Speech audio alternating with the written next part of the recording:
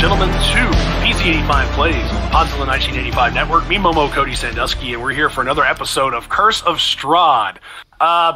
We'll see. It's been a hell of a day. It's cold outside. All of us are kind of trapped at our home in some form or fashion, so it feels fairly fitting to get back into the desolate world of Barovia and everything therein.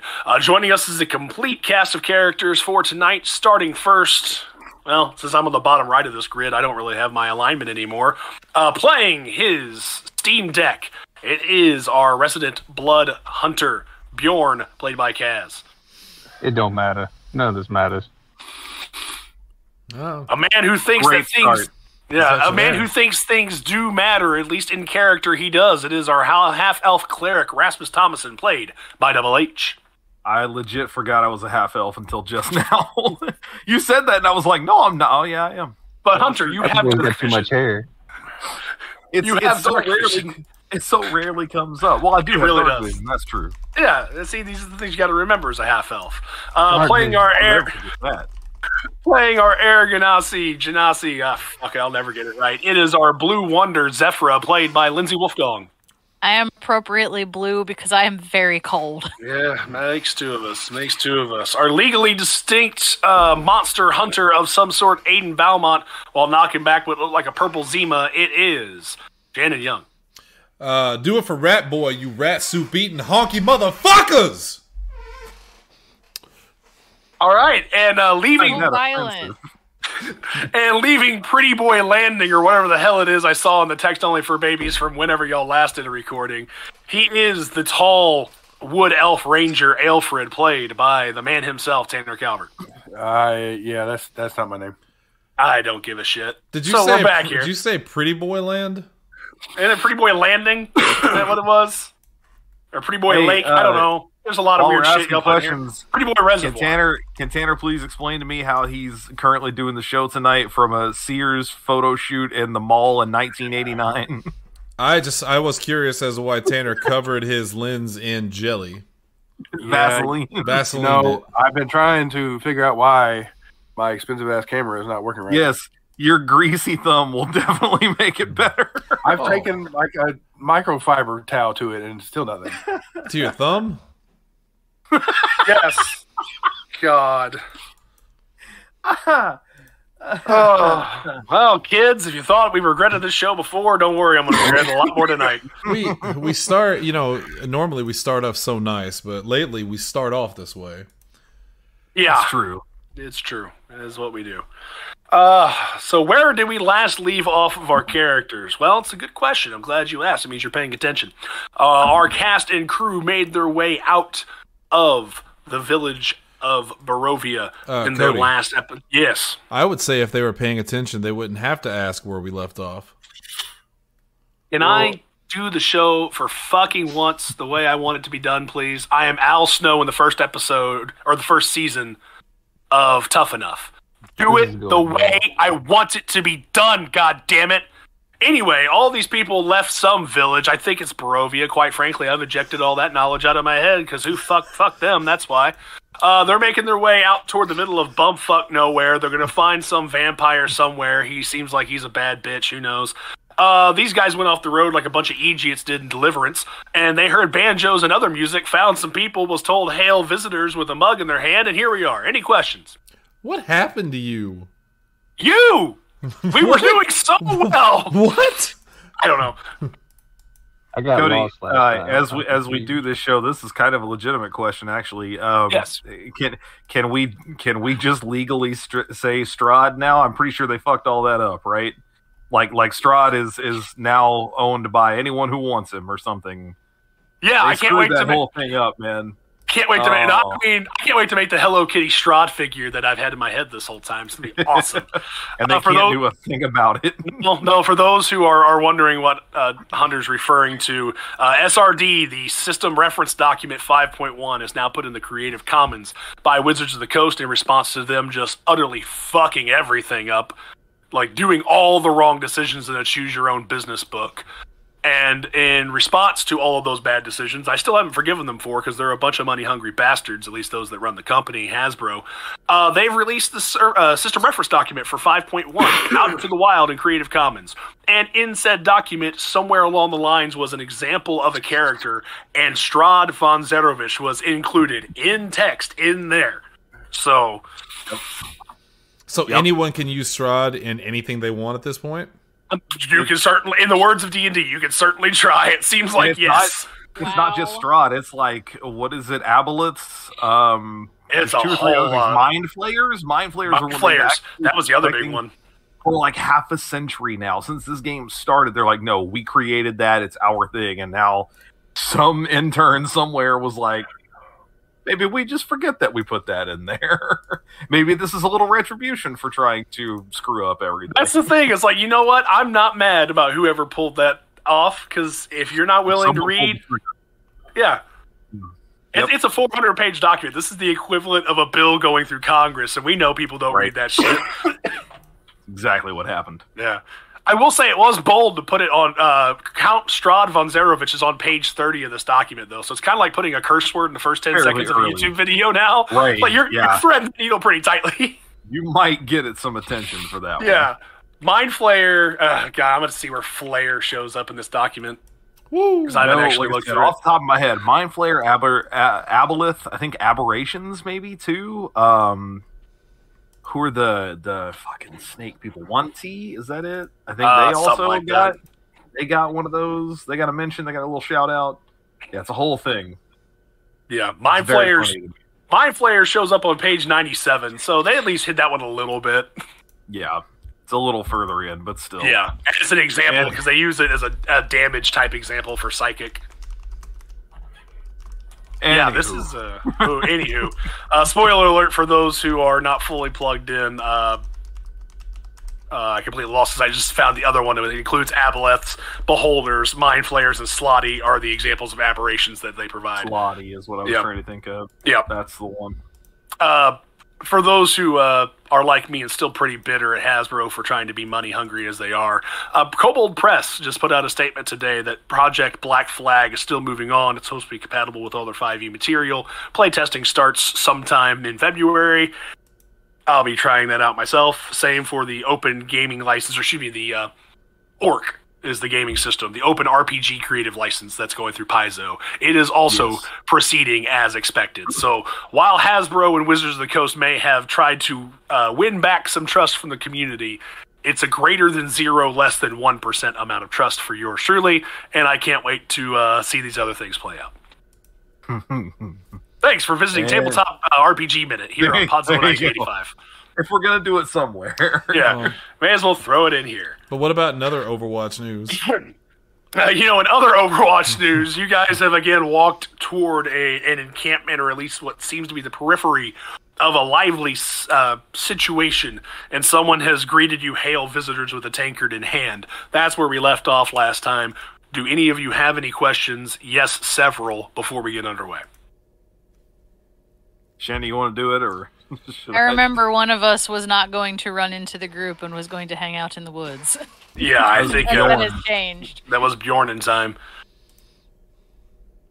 Shannon, I'm going to go ahead and just address your question before you ask it. The Wizard's Key is not located here. No. Cody, so don't worry you cannot find it. You do not need it. No, Cody, I've ruffled enough feathers. I'll be quiet this show. You guys... I'll kick rocks. This guy acting like I'm actually upset at him. I'll chime in occasionally with a witty retort. And I'll throw a thing at your face and tell you to sing Fair Harvard. Well, how about you regale us with Mr. Plow? I feel like that's a good song for this moment. It's a good song for outside, that's for sure. That's what I said. Do the Marge version where he's getting the jacket out of the... Hey, I'm Mr. Plow. Okay, so... we know how Bjorn's going to react, but let's pick up immediately where we left off. For the others of you that are a part of the party, you see a fairly sizable individual, very lively of complexion and face, holding up a mug saying, "Hail visitors," to those of you coming from beyond the woods. How do you react to this? I would like to, use perception, I guess, just to look around, just to see if anything looks out of the ordinary here. If I can piece anything together without saying anything to him first. Yeah, if you want to be, I'm not going to make you make a roll for that. If you try to kind of be on the sly, kind of give that gif of the eyes shifting back and forth, nothing seems out of sorts upon first inspection. This seems to be as it is presented. A group of people seemingly pretty happy in a place where you haven't seen a lot of that. General revelry, singing, talking loudly. That's what you're engaging with so far visually. Then I'm going to whisper to... I've known Hunter's character's name this entire time, but for some reason right now I want to call him Reg. Reg. And I don't Doesn't make me think of Boy Meets World. Reginald Fairfield. Rasmus. That's it. Raz. That's the one. I'm gonna No. Dwayne the Yeah, please don't do that. I had someone in college that we called Raz. I'm gonna lean into him and say, "Go get him, Ray. This one's yours." Yeah, I mean, I think Rasmus doesn't consider himself a leader, but he often acts like one for whatever reason. So I think he would probably be close to the head of the party, probably the friendliest face at this point. And if we're being greeted with like a hail and well-met travelers, he's going to respond in kind. He's going to announce who he is and where he's from. He's going to just, not to speak for anyone else, just kind of saying, these are my compatriots. And mention that they are acquainted with, I assume he has time to say this much, I don't want to just blather on, but mention that they're acquainted with Alenka and Mirabelle, who directed them to this encampment, that perhaps they could help some travelers on their way to, oh shit, it's not Vallaki. Is it? Are we going? Yeah, Vallaki. I couldn't remember which one we were going to. Yeah. Couldn't remember which one we were going to either. Well, I had like a list, and I was like, so many names. Hang on. Admittedly, there are a ton of villages in Barovia for being a desolate place. Yes. It seems to me there's a lot of hotspots. He smiles, takes a swig from the tankard as you go through your initial introduction. When you mention the two sisters that are in Barovia, he does kind of sputter a little bit, taken back from hearing those names. And in fact, you kind of, as you go through, he tries to discreetly, although how much is to be determined, kind of takes the tankard down and spits real quick to the side, and then goes back to his smiling and taking a drink out of the tankard. But otherwise, as you go along with your tale, he is very warmly receptive to it. He says, Hail! Hail, my name is Bryn. I welcome you to the encampment of the Vistani. The names you mentioned, I will warn, do not mention them among the crowd. They are... And he sits there trying to think of maybe a word, whatever the word is for them, compared to like what you guys would consider that. Mortu is probably just the best thing to go with. Let's go with that. He gotta give you that Jonah Hill cross. It's like, don't mention the sisters. Yeah. Noted. Yeah. Right. Yeah, that's about his only like aside. Otherwise, he's just like he chuckles about it after he kind of gives you that Jonah Hill gif. He's like, No. Welcome anyhow. I am Bryn. I welcome you to our abode. We are a wandering people, but this place is friendly and welcome to any who find their way here, and we see that you have found your way here. Come, join. Revelry is to be had. Yeah, I'm gonna do that. Being mostly a traveler as it is, Zephyr is not going to hesitate and is going to follow him over to the crowd. Like, this is one of the few instances that she's not really kind of hanging back and hiding like they would in some of the villages. Red, go ahead, Tanner. Go ahead. Red just, hood up, not wanting to draw too much attention outside of the fact that he's a 7-foot creature. Hood up, just kind of staying to the back of the party. Red, I'll point out for you specifically that Bryn is not slight of frame either. He's not a wood elf, obviously, but he's broad. You'd probably take him to be about 6'3", 6'4", kind of a linebacker or 3-4 defensive end build. Like, he's a guy that holds well for himself. Cody described him like Bill Brasky. He goes about 6'7", 300 pounds. He can. I met Bill Brasky. He's 7'5", weighs 748 pounds. He squatted a school bus. That's he can eat a halberd and take a magic missile standing. Oh, fuck. That's good. We're not even going to make it to the crux of the scenario tonight. We're just going to be riffing like this all night. Jesus. I need Tanner to put on some of those fake glasses with the eyes open so it looks like he's awake. And then once he does that, I would like to point out to the jury's attention and then point at his glasses and have them taken away. Look, I'm sitting over here dying, but I'm here. I mean, aren't we all? He meant soon, Cody. Aren't we all? So did I. Very soon. No. We don't sing them songs here. No. Cody has flashbacks. He doesn't like that. For the rest of it. So Red is kind of slinking, hanging back. Rasmus is face of the party going forward. Again, I guess I'll ask Zephyr. I didn't catch it. Are you keeping Hood up for now, or are you kind of leaving? No, if it wasn't already up, it's not up now. Again, being someone that travels a lot and understanding that this is a nomadic group, I'm not about to put on airs at the moment. Okay, and that is perfectly fine. You seem to have no hesitation, nor does Bryn. He kind of scans the five of you, or I guess six of you, with Ilyana or Irina in alongside the party, and seems nonplussed about it. I haven't referenced this image, but Rasmus looks like this. I haven't referenced it in a while. Like, of course, he's just like, yeah, hey, buddy, how you doing? The golden retriever of half elves. The dude at the Christian college your pastor warned you about. I guess the last thing I looked at in text for babies was that poodle picture from way up, and that's what I saw, and I thought you were talking about the poodle. Yeah, it's the poodle. He's got that poodle look. It's better than the Steven Seagal picture a little ways up there. No, that's what I look like now. Anyway. Okay. So, Aiden, you've kind of scoured the area. You find nothing suspicious, or at least don't feel anything suspicious initially. How do you take to this jovial greeting and the party generally going in without question? I'm going to scout out for the most attractive Neanderthal there, and I'm going to hover towards her and introduce myself. Oh, please tell me you say it out loud. Please. No. Yes. I had to think about it, but Make no. him roll for that. Make him roll, make him think he was thinking it, but he accidentally said it out loud. Said the quiet part loud. No, I'll let that go. All right, so I think we've gathered, and Bjorn, I take it, unless you wish to change your mind, you're still taking up the rear, kind of generally keeping to yourself in the back? Well, I kind of lose track of myself. I start walking forward.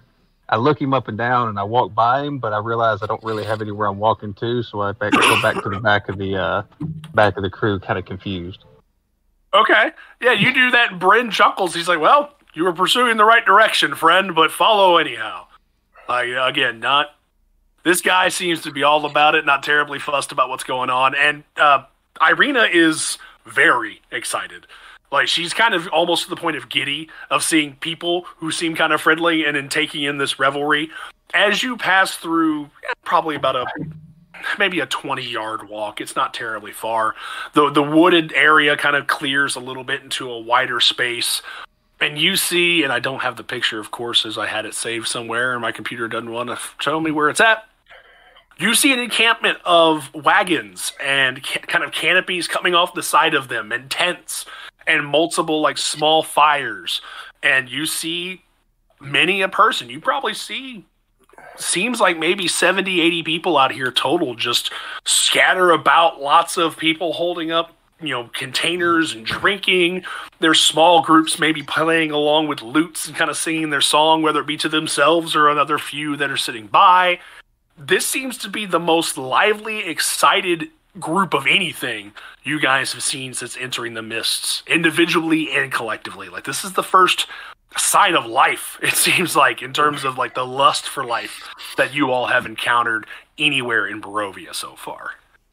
Which is why I'm cautious. It just seems too out of place for such a place like this. So while I'm hitting up this skank, I'm also it's just for show.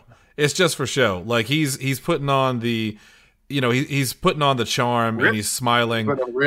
He's putting it on the Ritz. But at the same time, he's like watching everybody. He's got a drink. He's sniffing it, trying to see if he can smell anything weird. He's very cautious on all this.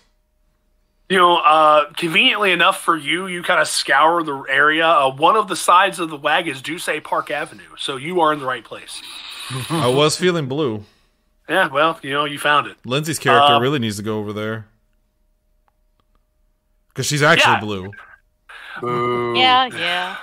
So, because you are so skeptical, I actually would like you to, as you take, Bryn is not shy, as each of you kind of enter the periphery, even the two of you that are hanging back or maybe trying to make yourselves a little more discreet, he gathers up a series of small tankards, probably a little bit larger than the mug that Hunter has, and passes them out among the 5 or 6 of you. Irina giddily grabs it with both hands. I'll let you all kind of determine the attitude by which you do it. But Aiden, you specifically, because you are very concerned, I would like you to make for me. Okay. Make a taste test. Make a taste roll. Is there really the taste test? Yeah. Come on. The man is the resident king of Pepsi. He wants to find out if it's Coke or Pepsi. This is the challenge that swept the nation in the 1980s. I'm giving him an opportunity, Hunter. Tony, what does he roll? I'm still loading. Yeah. It's a perception check. I was going to say, I'm with you on this, and I love the idea of a taste test being a skill, but what is the thing? You see, Hunter, on page 288 of the SRD 5.1, which I very clearly read as a member of Congress. I would like to roll again. What'd you roll? No. That tells me something. I rolled a 6. Well. Spoiler alert, it's RC. Can I turn in some of my points to do another roll? No, but Tanner was close. It's diet right, so you spit it out immediately. Oh. The best that the IGA had to offer.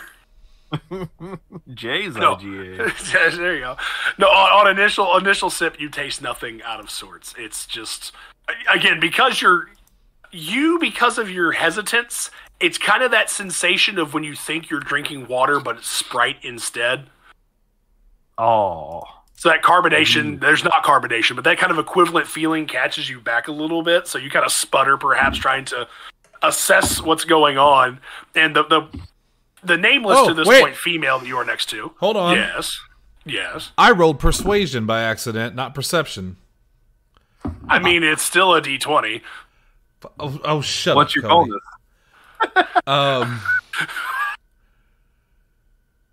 More. Cool. How much more? I have a +0 to perception and a +4 to persuasion, so I actually did better by lying. Yeah. Wait, you rolled a 2 then. I'm thinking that's what happened. I wish I had looked at the numbers before I said something. I'll withdraw my question. I withdraw my question.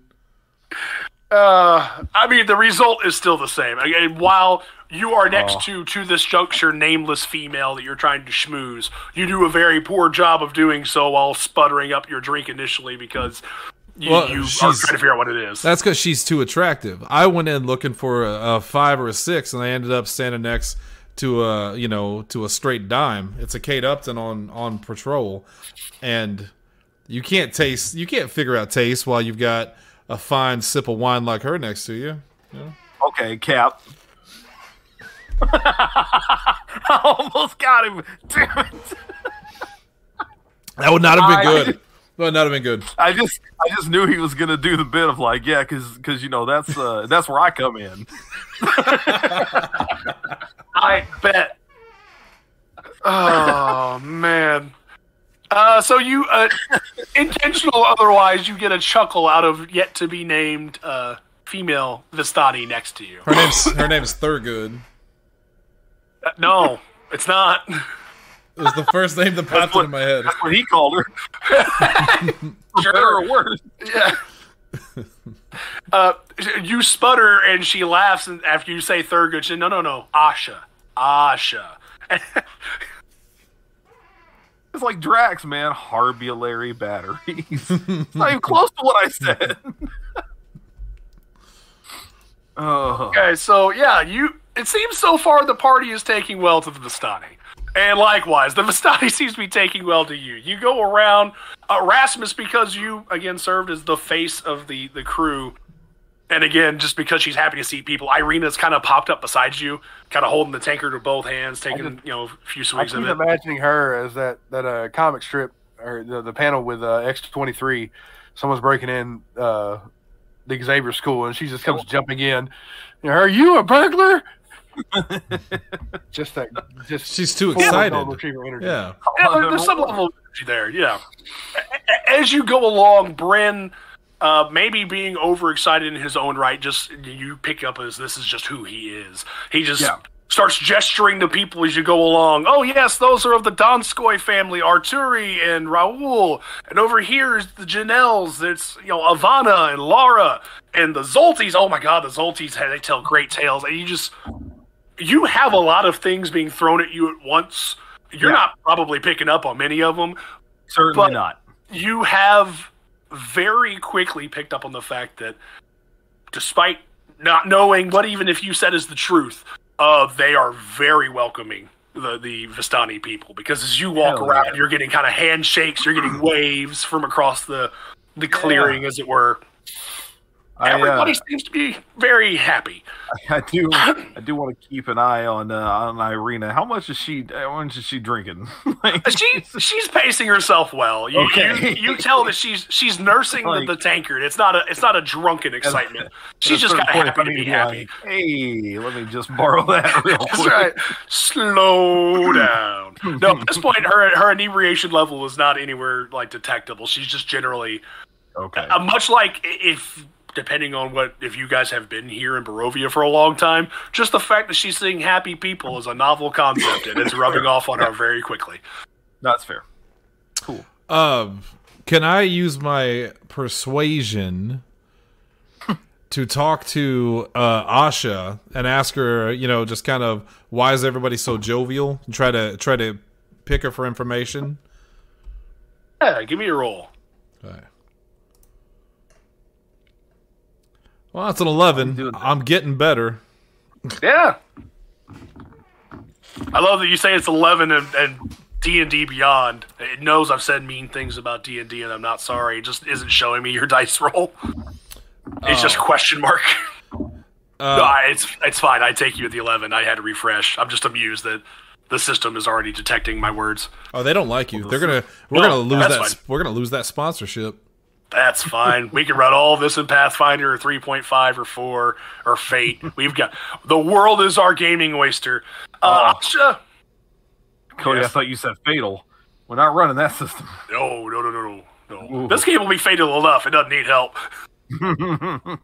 Asha generally, she chuckles at the question because, again, she's a Vistani. She's grown up around this, and she just says, this is who we are as a people. We're loud and boisterous.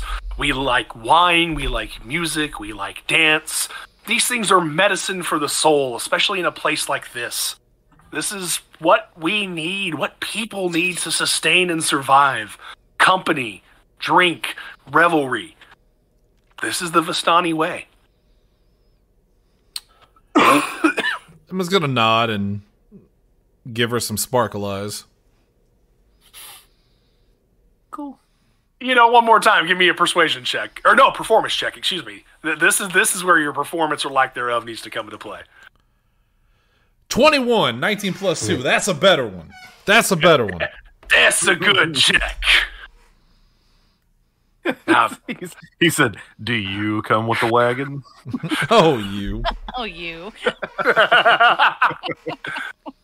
Yeah, it works. Again, she accepts that you are perking up, and you could tell that she was kind of trying to lay it on a little thick because you seemed apprehensive and wasn't really picking up on why. But the fact you kind of give the twinkle in your eye, she catches it and kind of gives you the smile back. You're in like Flint in this situation. So if you wish to further, talk to Asha, we can come back to that. Rasmus is kind of taken to everything at point with Irina, and you're kind of being led through by Bryn. Now that you are further in the encampment and kind of seeing everything, what are the three of Bjorn, Red, and Zephyra doing? Still sitting Mostly back, feeling have been- really uncomfortable with the joy going on. It's weird. Okay. Yeah, there's way too many happy people here. This makes me uncomfortable. For Red, it feels like a monkey paw situation. Okay. So where for me, it's more of the opposite. I'm used to being in groups of people that are enjoying themselves or looking for entertainment and just being generally pleasant. So for the most part, I'm comfortable. I'm taking everything in, listening, has a smile on my face, and just kind of slowly drinking at my cup, not like going nuts or anything. Okay. Zephyra, you specifically kind of as you wander around, you hear a small group of maybe 8 or 9 Vistani. You actually pick up what sounds like an orator's approach. You hear someone telling a story to a group. It's not, they're not screaming loud. Of course, there's music and dancing and things, so it's not like it's overwhelming the group. But as you pass by, you do pick up on maybe these people enjoy a yarn as much as you've collected them in your travels. So you do hear that. For Red and Bjorn, as you two are kind of leaning back or kind of shying away, that seems to draw the attention of some Vistani, if almost in an effort to try to perk you up further. So the more you guys kind of slink away, the more you kind of see a couple just different shapes and size Vistani walk up with tankards, try to kind of bend your ear a little bit and pick your brains about who you are. Hey, okay. I take it Bjorn does not like this, so how does Bjorn react to more people wanting to talk to him? Remain silent, grimace, definitely standoffish, and growing more so as they continue. Okay. You get the vibe they're not fully picking up what you're putting down, if only because this seems like their attitude toward people. They want to make them feel included. Red, how are you handling a similar situation to Bjorn? I am side-eyeing everybody, but giving a bare minimum information, only what I think they need to know. My name, and that's basically about it. The fact you engage a little bit means that you get more engagement on the other way. You hear, one of the people kind of crowded around you. Hi, my name is Karlali Tobar. I have made my way through many a place. I have roamed the entirety of Barovia, as our people do. I am much a traveler. I lead a carriage, a caravan in some cases. I tell you, Kresk is an odd place, but it must be... And he just kind of goes. Your engagement of 5 words or more means this person is just taking conversation over. So the two of you being in a friendly manner, at least as you can perceive, but being accosted by the Vistani will leave you where you're at. Pivoting back, Rasmus, you and Irina, as you go forward, Bryn has still stuck to your side like glue. He kind of takes you toward the center where maybe the largest campfire is and where the biggest collection of people are. Again, many of them, maybe a few pairs of people dancing around hearing the music. But just generally there's chatter and conversation happening around this fire, generally soaking in the atmosphere. And he, beckons you to sit down because you seem at least receptive to continue carrying on conversation. And he not being shy about it. I can tell that obviously you are Giorgio. Oh, I'm sorry. Giorgio, you are not Vistani. You are not from here. You're outsiders. But we wish you to know that we're very happy to have you. Vistani are not blood of our people or not blood of our people. This is, you are here for a reason, I am sure, and we are happy to be hospitable towards you at this time, especially as you have found one of our main camp here, Sarpool. If you find need of anything as you pass your way through, because it seems as though, and he looks kind of Irina with a somewhat knowing eye, maybe, as you could look, that you are traveling from here and fro. This is a place that welcomes you. Before I answer any of that, at this point, you might have to have me roll for this. Have I noticed any, ravens around, or anybody dressed in like purple in particular? Anyway? Give me a perception check if you don't mind. Okay. Oh, I gotta pull it up. Perception. Say I get a +6. All right. Hey, that's pretty good. 19 + 6, 25. I saw that you did it. I heard a part of Dale Gribble's shush you were throwing it. Pocket dice. I've always got them. That's right. Ready to go. Actually, as you kind of looked around and scouted, you see the largest of the tents kind of looks more like a permanent structure compared to some of these others, but a little bit beyond where the central campfire is, you do see a pair of ravens nested above what would be like the entrance canopy, or the little, I forget the word, I haven't been to the building that had one in a while, but kind of the offshoot that goes into it. Yeah, okay. And I at this point, I've gotten the idea that this Bryn guy is kind of in charge, right? Like he's probably the head cheese here. In as much as he was the one to welcome you and is kind of stuck by your side. I guess what I'm getting at is he hasn't introduced anyone else like they're like kind of above him in any kind of ranking or hierarchy. Like everyone's just been like, here's another part of the family and here's another part of the family, right? Yeah. Okay. Then, without crafting the exact words, Rasmus would thank him for his hospitality, first of all, and for welcoming everyone in.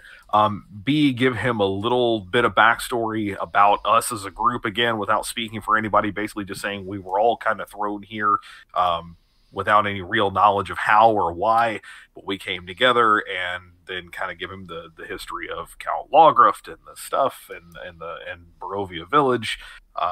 Explain Irina's, appearance. Let her speak for herself if she has anything in particular to say. Like I said, I don't want to talk for her. And then just explain where we're going. That's all I want to reveal for now. I don't want to say anything about the dreams or anything just yet. But just kind of, without mentioning their names again, say the sisters that we met recommended this might be a good place to stop on our way to Vallaki. And it seems that they were right. Very, very thankful for their hospitality. He takes all of this in, continuing to drink from the tankard and goes. And he does chuckle toward the end of it and acknowledges that, despite them being Mortu, they still speak of their people that way. That's... He kind of contemplates that wistfully a little bit. And he, again, just saying the phrase Mortu, he kind of looks and explains it. Again, Mortu are outcast Vistani. They are someone who are born into our group, but choose of their own volition or break firmly from us. They forego the lifestyle, and the sisters, kind of gives that little bit of a shudder, chose to do so in pursuit of financial means. They lose some of what makes them Vistani upon their departure, but I do find some amusement and intrigue that they still speak of us that way. And you catch them in just a brief moment of like contemplation, thinking maybe this bit of information is making him think about a thing or two. Okay. We arrived, it was fairly late in the day, if not into the evening, right? Mm-hmm. Okay. I would then probably mention I hate to impose upon his, already gratuitous helpfulness, but I don't think it would be wise probably for us to set out further on the road again at night. We've already done so once. Would it be all right for us to say, is there a place that would be convenient for us to do so? All of that. Doesn't even let you finish. He puts his hands up, laughs heartily, and says, no, we have means to take care of this. And he gives a bit of a kind of a dog, I say a dog whistle, kind of that double finger whistle. Yeah. And kind of gives a roundup, and you see 4 or 5 guys from the different groups scatter over.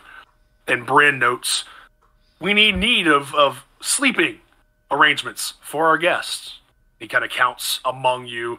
And, he counts the 2 of you here. He's like, I see our blue friend somewhere over here. He is still talking to Asha. And 6. We need 6 sleeping arrangements here among the camp. and you see them Uh, kind of raise a tankard and off they go. while you're doing that, you may have said this already, and I might have missed it. What, in general, what do these people look like? They're human, like they're still okay. These are humanoid people. You would see them, many of them, a bit surprisingly so, given the environment, a little bit darker complected, kind of a little olive skin, kind of like they have a good tan. I would compare to maybe Mediterranean for our. That's what I was going to go for. Our existence or our plane. Mm-hmm. In terms of just, you have all variety of sizes and shapes, but yes, all humanoid, generally all appearing olive skinned. You see the standard accoutrement you would see with humanoids. Some with beards, some with longer hair, some not. Nothing out of sorts. You see a couple with piercings and a little bit of what you maybe would consider, as someone who kind of grew up around the clergy, a garish dress. You see some kind of enrobed in bright colors and scarves and things of that ilk. Yeah. Okay, makes sense. Do they have their own lodging, like each person? Or do they live in one giant hut, or how does it go? No, you kind of see tents and things scattered around amongst all these carriages and wagons.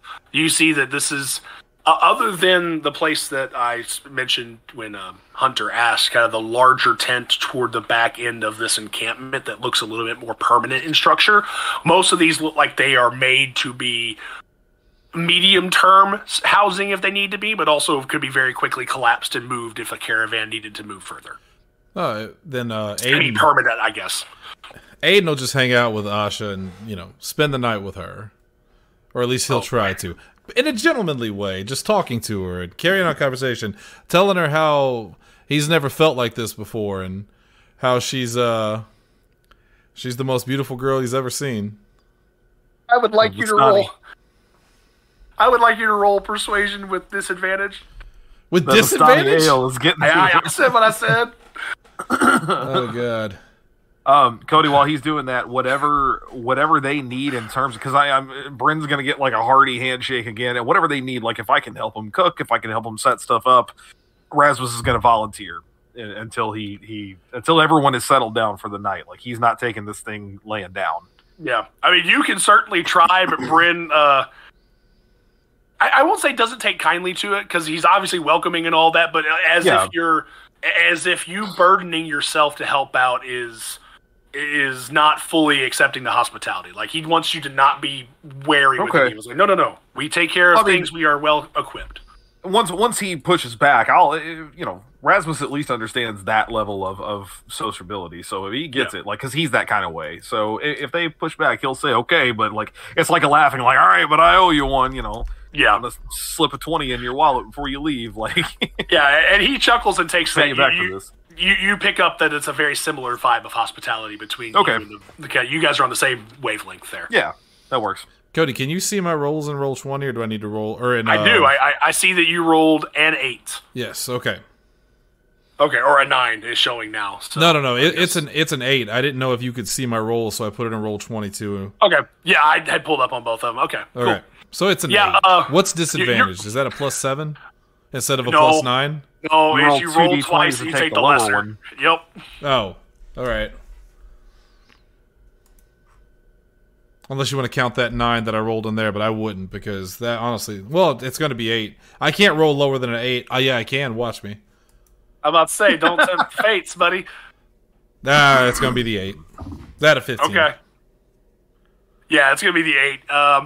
You schmooze and maybe try to find your way toward bedding that's near to Asha, but you can tell that's she'll probably find a way to discreetly not be nearby. I'd like to argue that being of these people, she's clearly of someone of loose morals and would also be at a disadvantage to my persuasion. She said she had to wash her hair tonight. Yeah, I don't think people like this. You got a headache.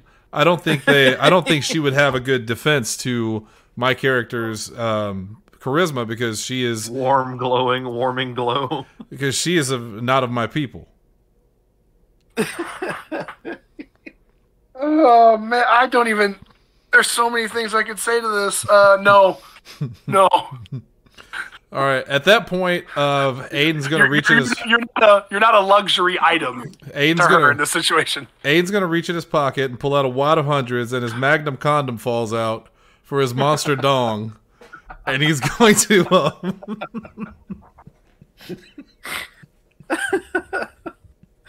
Tomorrow morning, we're gonna find Aiden inside of a coil on the playground in his underwear. Don't worry about how what I got in happened here. to you? And he's gonna be, don't worry about it. Move past it. Just move past it. Kids are getting out of school soon.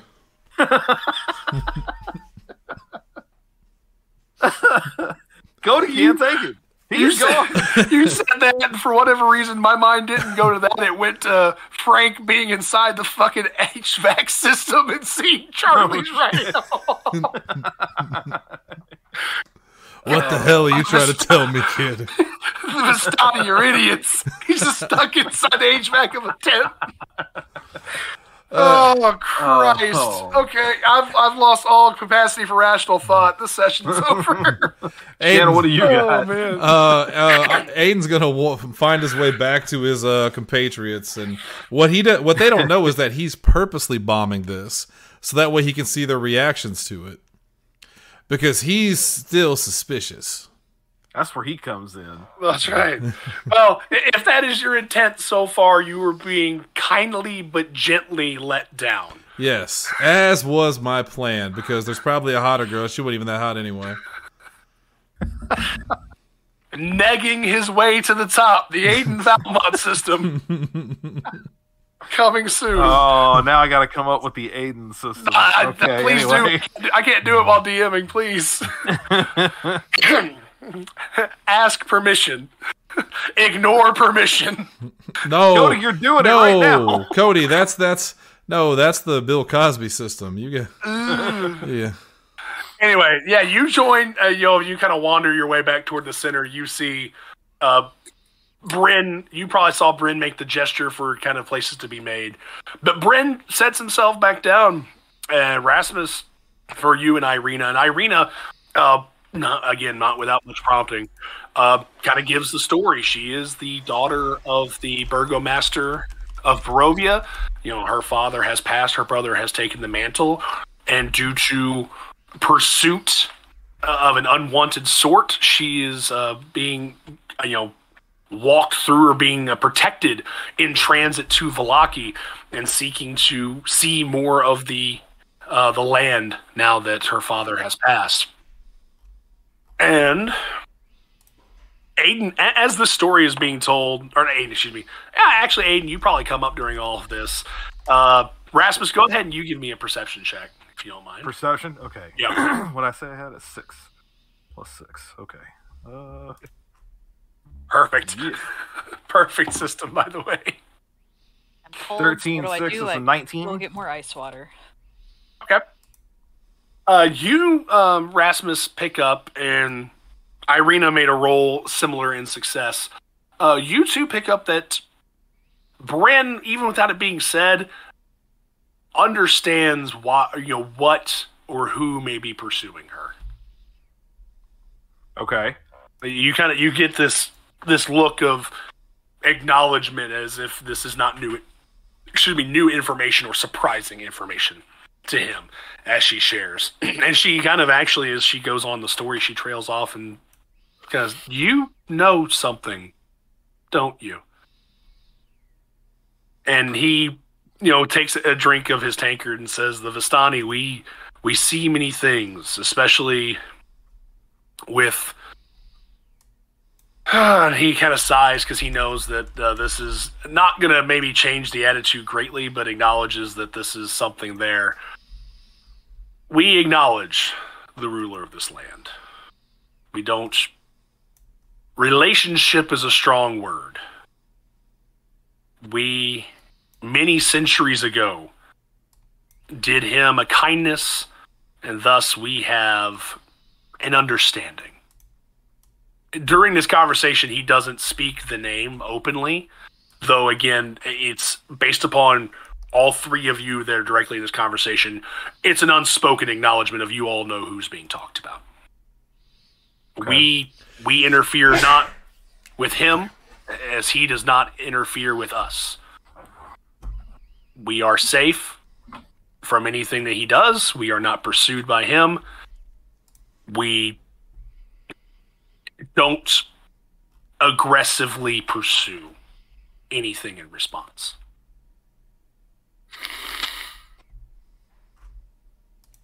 So, Rasmus would put this much kinder than I'm going to, because I don't know how else to phrase it. Basically, he wants to know, what do they do? Like, we found them, and this is how I'm saying it to you, not how you would say it. Basically, we found them partying in the woods. It's not really clear what they do to keep up, like, any kind of lifestyle. Are they just sort of like nomads? They did him a kindness, and he kind of ignores them. What do they do beyond that?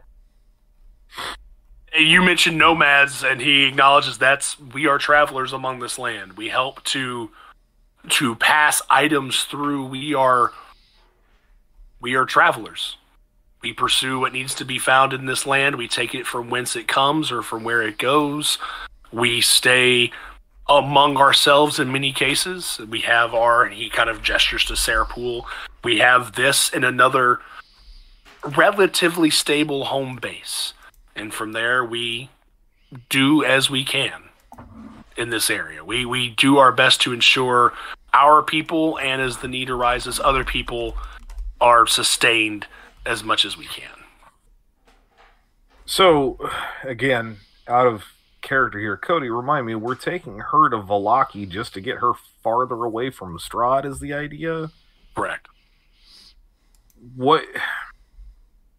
I guess at some point in time, Rasmus would make some kind of indication to her on the side, anytime that we're, like, out of Bryn's earshot, because I wouldn't just throw this out there without talking to her. Why not see if they could get her out of Barovia altogether? And she looks, and she's just... the thought of that kind of breaks her brain for a second. She looks... Like the idea that there's a world outside of Barovia, basically? She looks at you, she's like, Barovia is all I know. Barovia is where my brother is, where I've been. Where someone wants you dead. Or worse. Would be his response to that. Or worse, yeah. But where else is there? In turn, I mean, I imagine Rasmus would just point at his companions, what he knows of where they're from, and I don't know off the top of my head, but, like, name those locations, and then end with himself, and be like, Sundabar. There are a great many places. There are points of light all over this realm. This is but one. Frankly, we don't even know where this is. We were called here.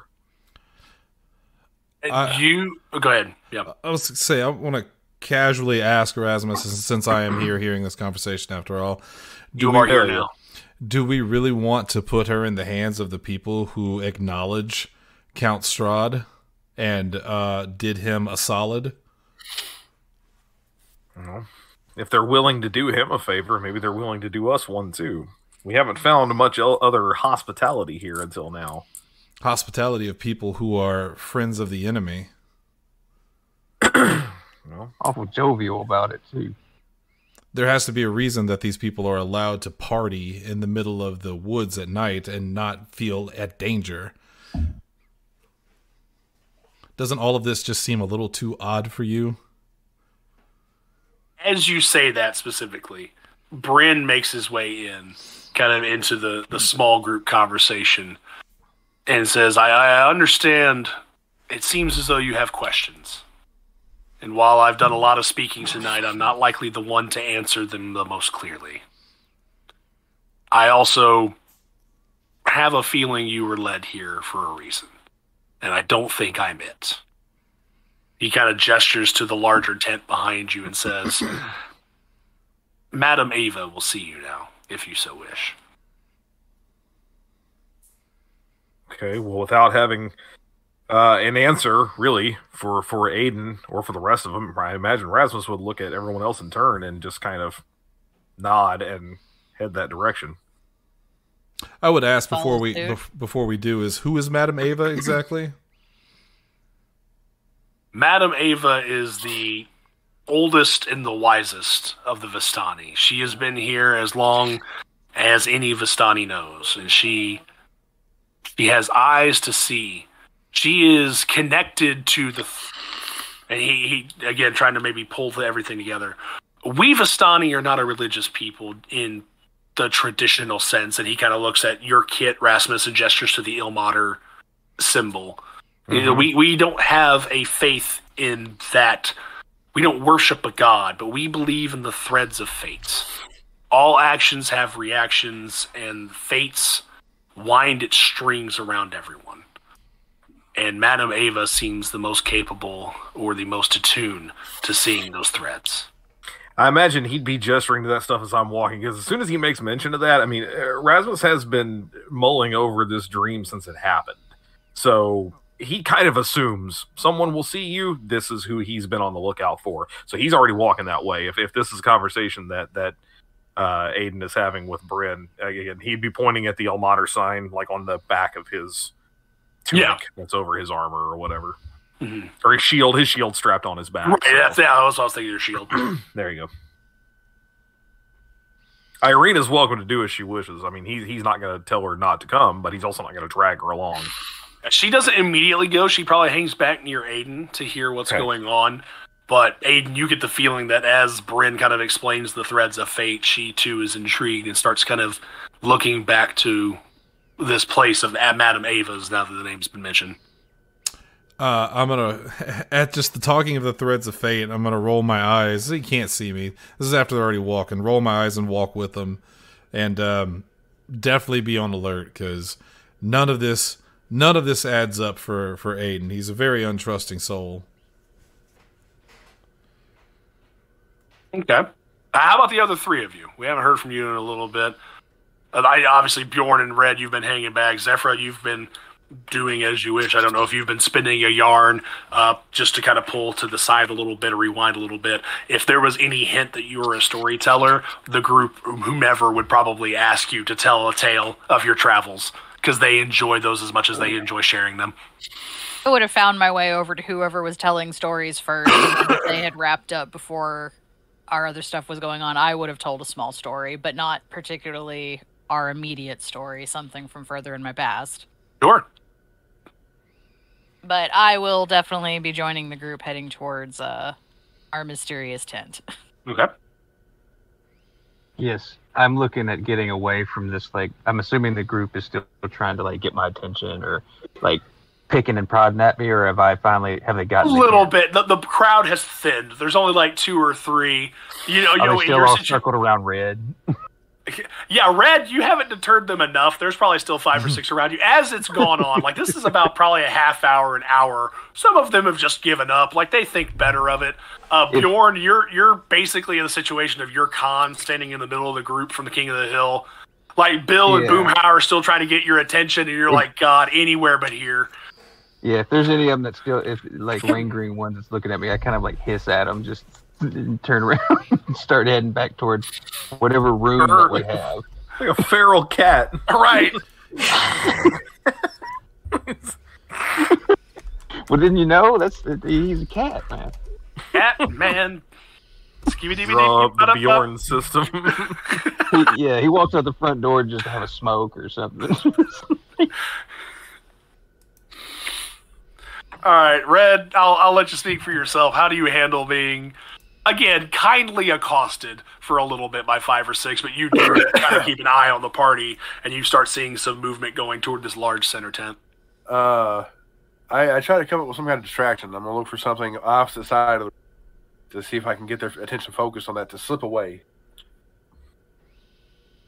I mean, it doesn't take much. Again, these are people. I say riotous people, but these are very easily excited folks. They're just happy to be happy.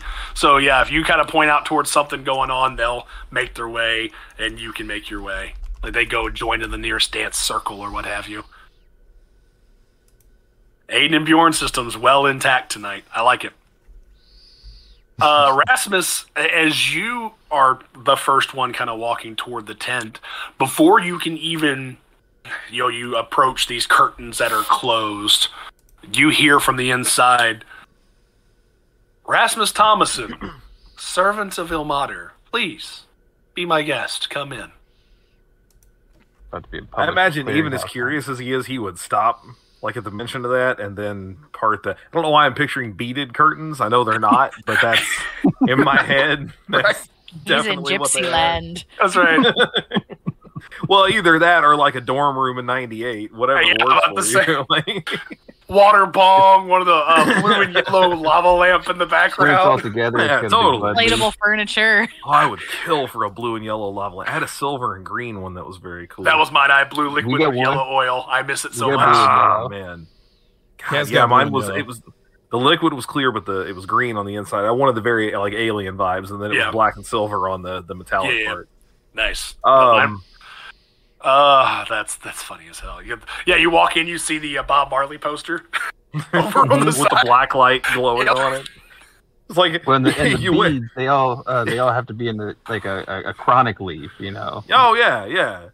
I went from the Vistani camp to the back 3 aisles of a Spencer Gifts in the last Yeah. 3 seconds. Yeah, bitches ain't shit playing in the background. But yeah, I imagine at the mention of his name, like I said, he would pause, stop. The like amulet he has that has the Almater's like symbol, he would take it, grasp it for a minute, and then like deep breath, and then walk through. Okay. And you do so. Aiden, how many paces are you behind, you think? Probably 3 or 4. Not too bad. Okay. Yeah, before, same situation, and you probably would have heard Rasmus kind of his pause before you even darken the curtains to come in. Aiden Valmont, please enter in. He's gonna look. He's gonna look around a little bit, and even though he doesn't say it out loud because he's trying to maintain his cool in his head, he goes, "How the fuck she know my name?" And then he will also enter cautiously. What the shit is this? Yeah. Irina follows behind, and I'm going to speed this a little bit. The same happens as each of you approach the tent. Your name is called Irina Kolyanovich, Zephyra, the traveler, the storyteller, Bjorn, the hunter, Alfred, and she actually calls you out by your name, your full name. Not my government name. Come on. Aiden, My government name, not my slave name. Come on, man. Aiden also secretly wonders why everyone else got a cool subtitle and he only got his name. Because I don't have Because he has a last full name.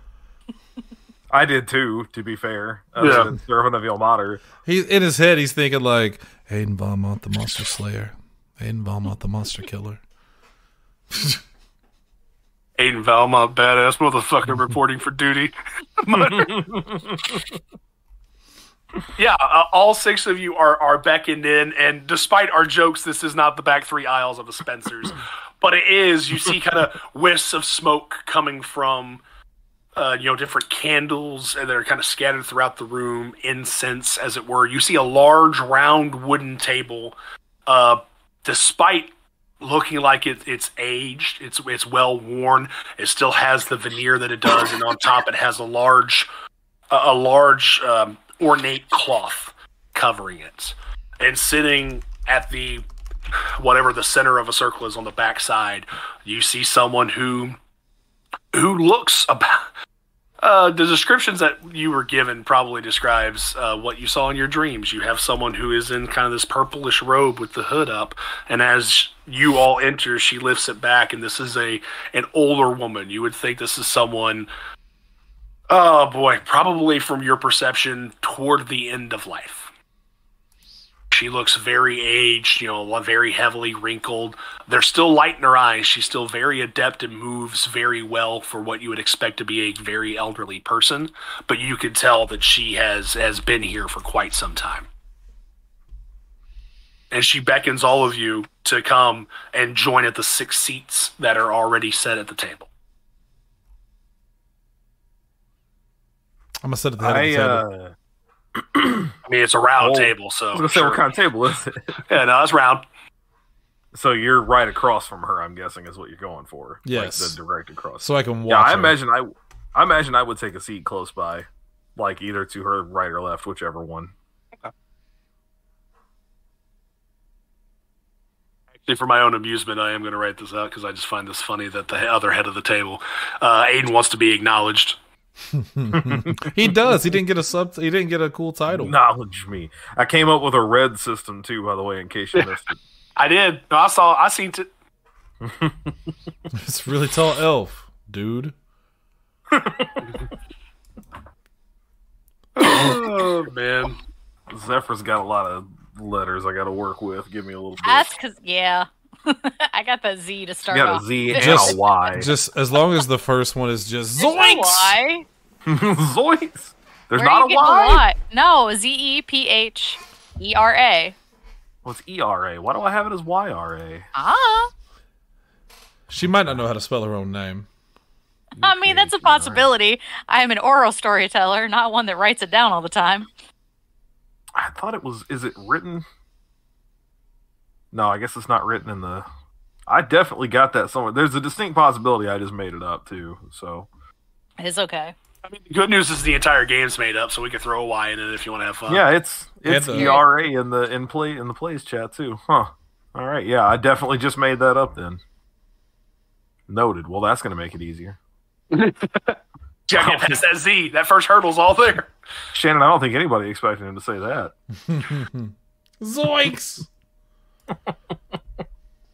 Oh, Jiminy. So the six of you, I guess you are welcome to sit down. And Rasmus, Aiden, and Ileana, or I keep saying Ileana because I'm thinking of fucking. You're thinking of magic. Irina. Yeah, I'm about to say I'm thinking X-Men. I'm thinking Magic. No, Irina, which is weird because I have a coworker named Irina. I thought it would make it easier to remember. Apparently not. Yeah, Irina sits down, and Rasmus, for perspective, she sits, if you're sitting like directly to the left or whatever direction you are, she sits opposite that next to Madame Eva. Okay. Sounds good. So we're like flanking, basically. Yes. Yeah, and then kind of you guys can fill the periphery as you so wish. I've got I'll the go three. sit by Irina since we've been being tagged together off and on. Okay.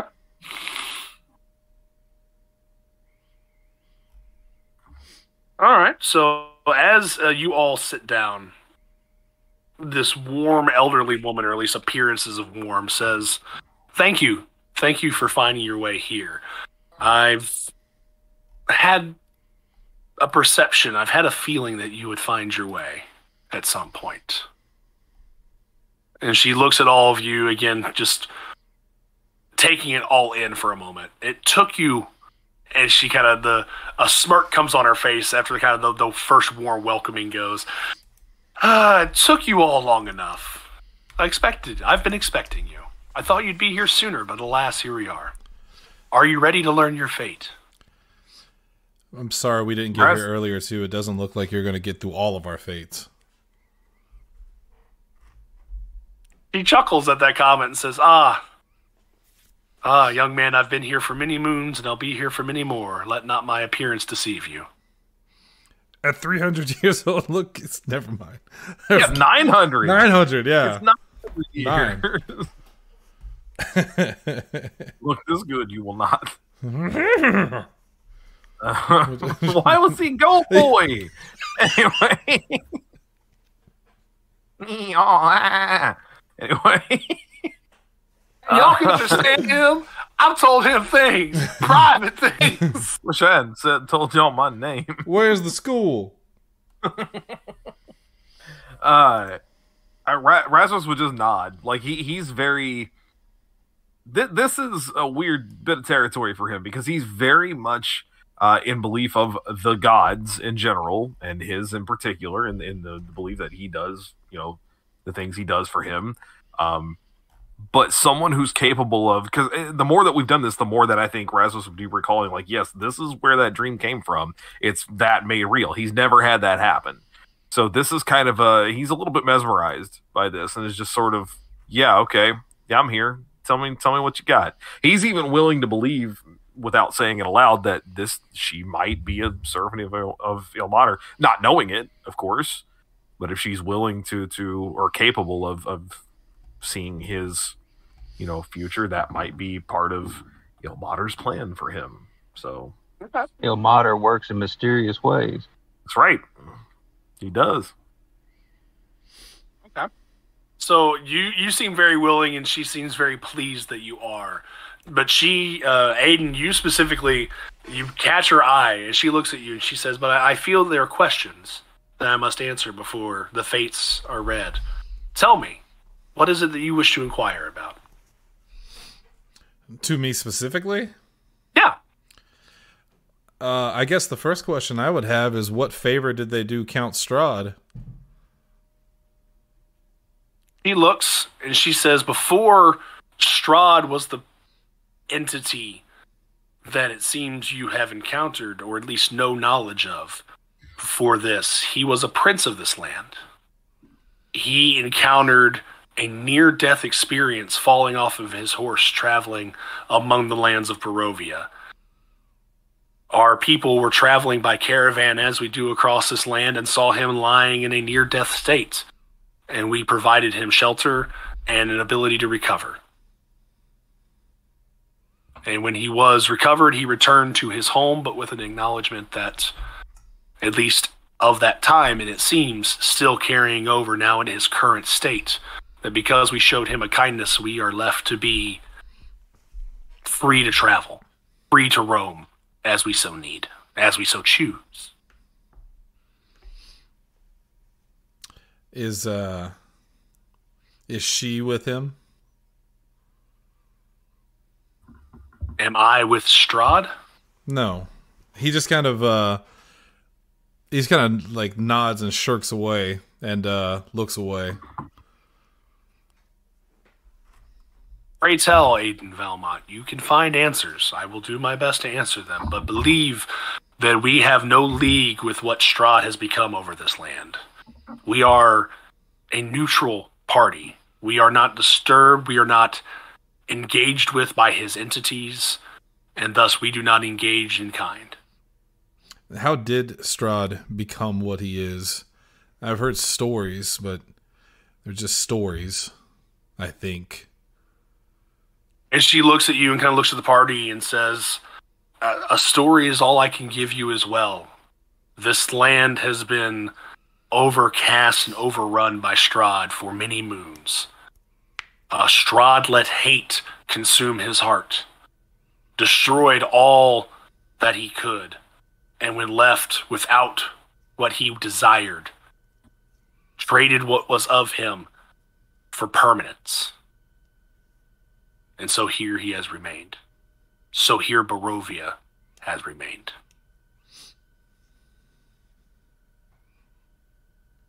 Anybody else have any questions? He says as he looks around, keeping several. Keeping things to himself. So Bjorn's character has a kind of a history here from his, like where he is from, and he is curious. So he has curiosity. He's not as pessimistic on her abilities as the others may be. So with that, he's asking if there's any creatures or like if she's aware of his history and what happened to his people. She looks at you and says, I believe I do, though I allow, and she gestures toward the Taroka deck to her right. I allow the cards to help me to see the threads of fate. As, and the opening acknowledges, this collection of people from outside Barovia, the threads of fate become a bit more impeded, if you will. I guess, and he's come here for a reason. He's curious, like, if she can tell him if there is anything in this new world, in Barovia, that relates to what happened to his family. Is there a connection there with what killed everybody in his village? And she looks a little, not saddened, but a little disappointed that she can't give you a straight answer. She says, I wish that the threads of fate to show me this. I knew this was all bullshit. Yeah, I wish the cards will. I believe I have an idea, but the cards will tell. And let's see the cards. Can we deal them? Do a card thing? Deal them out like poker. We play three finger stud. 52 jokers are wild. jacks or deuces. She starts throwing out all the card cards. What? Deucey. That's what it is. AC It's deuce. 52 card pick. You know, all this talk of cards, Bingo, bango, bongo. it reminds me of the special edition poster that I created today for Cape Championship Wrestling, featuring the new champion Austin Lane and his wife Nikki. That poster will be available at the show on February 25th for collector's items. See, you have that, and I just have Friends on the Other Side and Dr. Facilier in my head. That's fair. Yeah. That's a weird plug, man. Yeah. Okay. She kind of gestures again to the group. Any further inquiries before we see as the cards reveal themselves? No, Rasmus Yeah, is fully invested. Like, this is very much again, he's aware of other religions and knows that other people follow other things, but like he's very curious about them because he never sees them. Sundabar is a very specific one god kind of place, so this is all very fascinating. Aiden would blurt out, "Yeah, I was there on January 6th," and then stare into his glass. No, I'm sorry, I withdraw it. Go ahead. Red would be curious to ask if, regardless of what the answer is, knowing that he's going to continue on, but curious to know if this mission is what leads him to answers to his family. And she likewise looks at you and gives the same answer as she does to Bjorn. I believe I have the threads connecting, but we shall allow the cards to tell us. Like, you better deal them cards sooner better. I mean, y'all keep out of character. Y'all keep talking. Yo, they out here saying, Deal him. This is like the crab bit. Well, okay, come on with them then. I'm waiting. It's almost ready. all right, so she will. Just bring them out. I don't have an elaborate map for this. Hopefully, you all see a gray square or some four-sided object. Yes. Yeah. Cool. All right. Yeah, So I'm see going to that. kind of. I let's see if this works because I have digital cards and I'm curious if this is going to. Well, Get they're not going to. fancy. Yeah. So I'm gonna do some rolling here, and that shall. Let's see what the cards decide. Okay, nice. That is Wait, your is first this really card. random? I mean, there are 52 cards in the deck, homeboy. I gotta pull them, right? Okay, let's see here. Yeah, I've got a couple tables I'm referencing here, so please bear with me as the dice do some fun stuff here. And of course, I have to also make sure that you're there. You believe it? I'm bearing with you. Oh, Sorry, I'm looking at the Thank gray. You called it a square, and it looks like a rectangle. And all I can think of is you can tell by its rectangularness. I get that God damn it. reference. God damn it! Need you to take him to Cheese Industries. You don't even know what that is. No one does. That's why we hired you.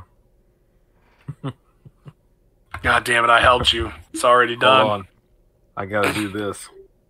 Cluck, cluck, cluck, cluck. I did it. It's already done. It's done. What'd you do, Cody? I helped you. I hate this so much. I'm sorry, but God damn it. So It's gonna be in your head now forever. Yeah, it is. That's exactly where it is. And also, it doesn't help that. So the cards are numbered 1 through 10 with like 2 different suits, and so sorting through 52 cards with whatever my table shows me is not great. So this is the part that we don't typically broadcast in a recording, but I know it's going to stay there anyway because we don't edit a goddamn thing. We like to pull the curtain Shanny, you back. That got would you take got any? time. Shanny, you got any giveaways or like any games you want to throw out there? God damn it! Oh no! Yeah. Hold on, I got a couple. Oh, do you? No, don't just give them to me. I got Steam Deck coming in tomorrow. Hopefully, Yeah. I want them. I said yes. Me. I am here now. Yes, several. While Cody's getting that together, I guess we could take this. Or Cody, do you have it together? You need a second. No, you go ahead and you give say- your first one there. Yeah. Regale the people. Oh well, no. I was gonna say ask what everybody's thoughts are on the DCU movies that were announced today. I am unaware my of them. biggest surprise. Okay, I'll try to get the list so you can check it out. My biggest surprise coming out of all of this is that Wonder Woman is nowhere to be found. Nowhere. Given that was such a big property for the first one anyway, and then her appearances and other stuff. I know 1984 didn't go that well. I still haven't seen Was it 84? I don't even 84. remember. Yeah, it was 84. It's not very good. Which is a shame. Kristen Lindsay Wiig is Elstrad I was so Strahd. excited about that. Kristen Wiig is, it just wasn't a very good flick. I'm surprised Here's that the link. Batman. I'll put it in the text only. The Batman film isn't an origin story. It's Batman and Which it doesn't Damian need to be. Wayne. Spider-Man has proven time and time That's again true, yeah. They that we picked don't the need an Wayne origin that story is the every time. pissiest. Yeah, Damian Wayne. It's sorry. the brave and the bold. Right. I'm That sorry. explains You it. just lost me completely. I'm out. Well, hold on, Tanner. You Okay. guess who they got to play Damian Wayne? You guessed it. Frank Stallone. Stallone. Yeah. So you back in? Nothing you could tell me. No one. There's no one you could tell me is playing Damian Wayne that would get me interested. What if I told you Bryan Cranston is playing Bruce Wayne, and Playing Damian Wayne. and Michael B. Jordan is playing Damian? No, I'm good. What if? Okay, I'll sweeten the pot. The Joker's in the movie too, and the Joker's played by Chris Kattan. Fuck, well, Jesus H. Tap Dancing You Christ. back in? it's tempting. I think it's really worth noting. I love the fact that there's a fucking Booster Gold TV show. Like, Yeah. that's gonna be. And watch it That be the should be best a lot one. of fun. Yeah, watch it be the best Yeah, one out of all of them. It's James Gunn. If he has like a super involvement in it, like if he's not just laying It'll this thing be out, good but he's also regardless. maybe Oh, directing yeah, it, shit. that Yeah. thing's gonna be fucking incredible, man. Yeah, that's the one I'm looking forward I'm to gonna most. be honestly. honest. I I love kind the of don't Lanterns give a idea. shit about any of them. Oh, easy Oh, there. wait. Easy. Hang on. I said there was no Wonder Woman. I did forget that show Paradise Lost. That is the Themyscira This show. Yeah. So theoretically, she's going to probably get involved there. I can't imagine why they would have that show otherwise.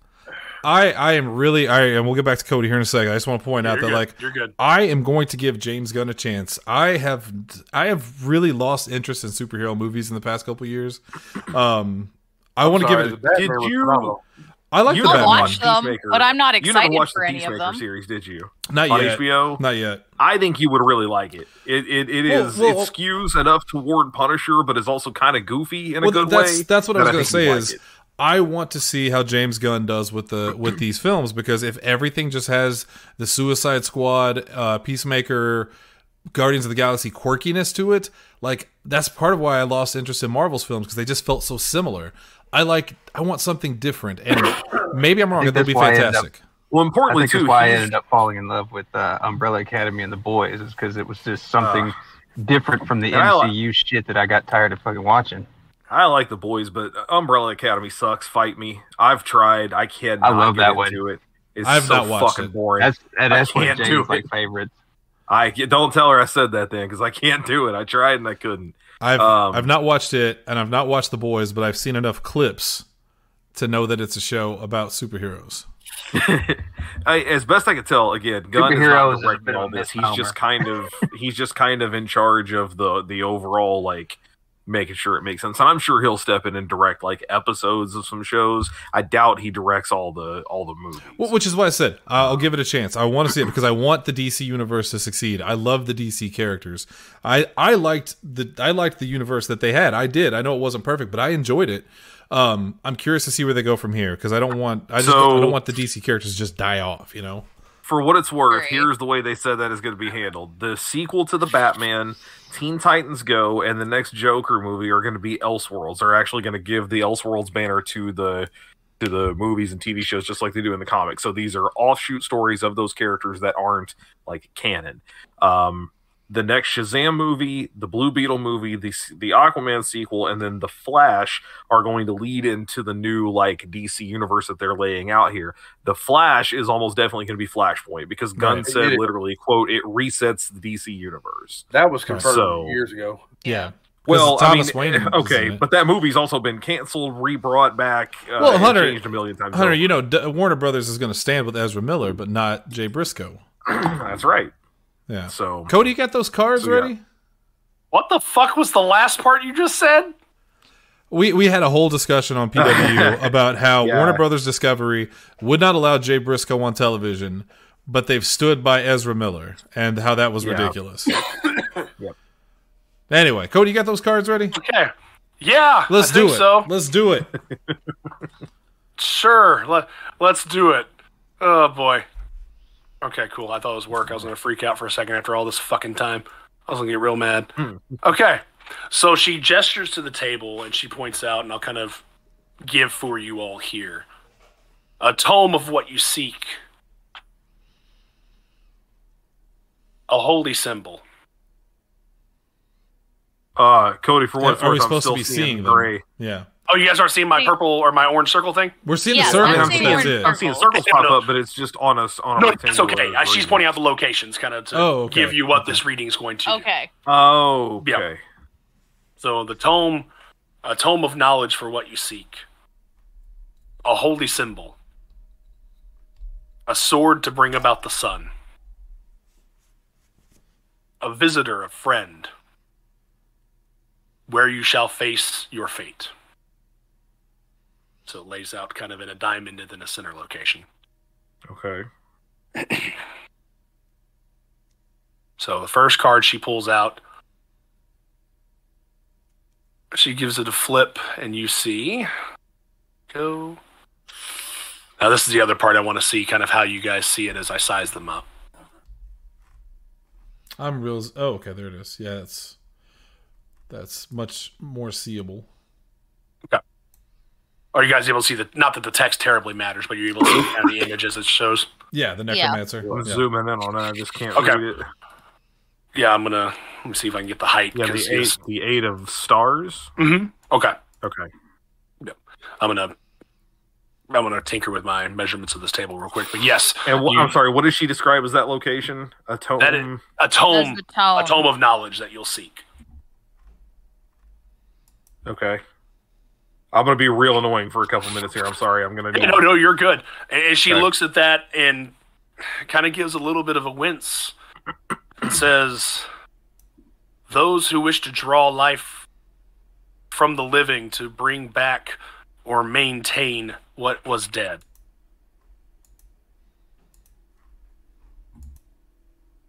Okay. She looks, and she moves forward to the next card, which is the symbol that you seek. Okay. Let me find where this is at. Oh man, my apologies. The search mechanism in Roll20 is not great either, in terms of images that you just dump in all at once. Sorry, I'm trying to just type all this out anyway, so Yeah. it's taking me a second. And here we go. Place as is. The Two of Swords, the Paladin. She's intriguing. The holy symbol resides with a once great collection of warriors, of knights.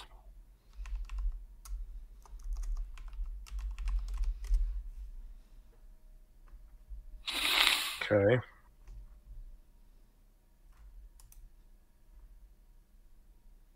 Yep. The next one, the weapon of which you seek.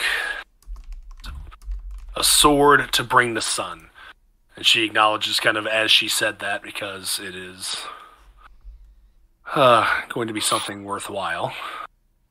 This one is the sword that brings the sun. Is that what you said? The sun, or the sword to bring about the sun. Okay. Okay. Of course, I have too many tabs, and I had the one, I lost it, because this is annoying to run. I'm sorry, did I say that out loud? Oops. No. Loud part quiet. I said the quiet part loud. That's real unfortunate.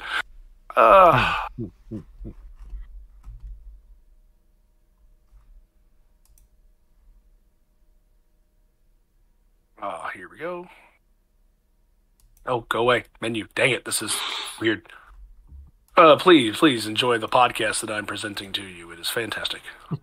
Oh, we've done worse than this. I've done worse than this. Oh, don't you put that out there, buddy. Oh, I have. You ever hear that episode where I interviewed Zach Kurgis? Hey there, baby bird. It went so badly, I literally got up in the middle of the show and walked out and Ethan finished it. God, I forget that. That is a true thing that happened. That is the 8 of Glyphs, the Bishop. Okay. He has a puppy. A temple. And she looks and says, a safe home for such a tool to bring about the sun. Okay. A temple, a holy place. She looks toward the bottom, and she acknowledges.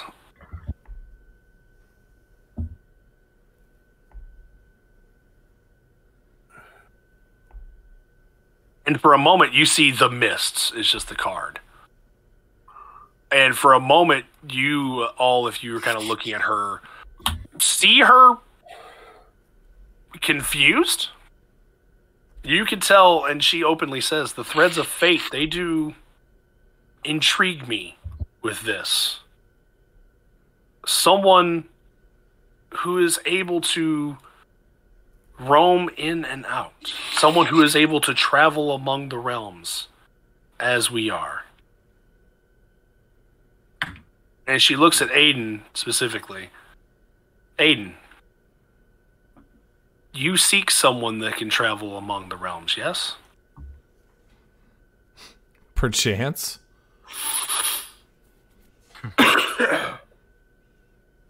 She nods in acknowledgement. That's all she says about that. What was the description of this section again? This is the important, or a friend, a guide, a helpmeet in time of trouble. Okay. Excuse me. And it's still just the mists, okay. Yeah, it is just the mists. Okay. And the last place, the place where you shall meet your fates, or meet the fate.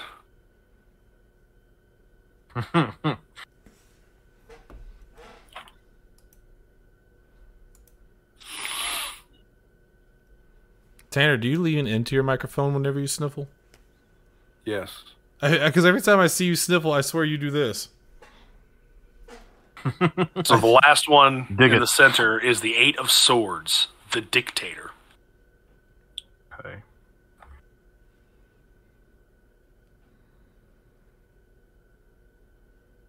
And she looks and acknowledges where this all began. Where this cursed fate began. That is where you shall meet it once more. And she looks at you, she says, specifically for that one, if the fates are to be believed, you shall meet Strahd where he stands. Where he resides, where he rules. That's all I This need is the first to hear. time Aiden's going to speak since this all started, and where is that? And it's very much like almost under his breath, like he doesn't even realize he says it. Wait, I did? I think he meant Sorry. Rasmus. Yeah. Okay. I was reading Aiden as I said it. Gotcha. Okay. I do what I want. No. You do what I want. You look at me when you're talking to me, dog. Shut up, dog.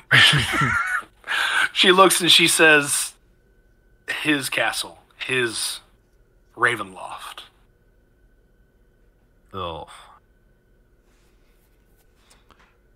Aiden's going to say that's all I needed to hear and stand up. As you stand up, she kindly gestures down for you to sit. He slowly inches back down. She's like, now for the bad part. Well, no, I didn't pay the bill yet. Yeah.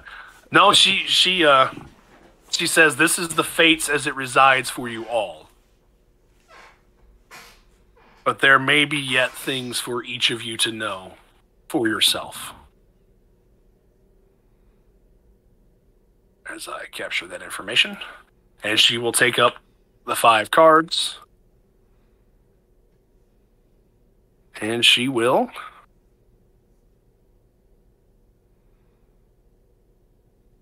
She's going to look at Bjorn first. Bjorn in time. She said, you inquire of things, or if it is known of what your purpose is. And she lays out for you specifically this card.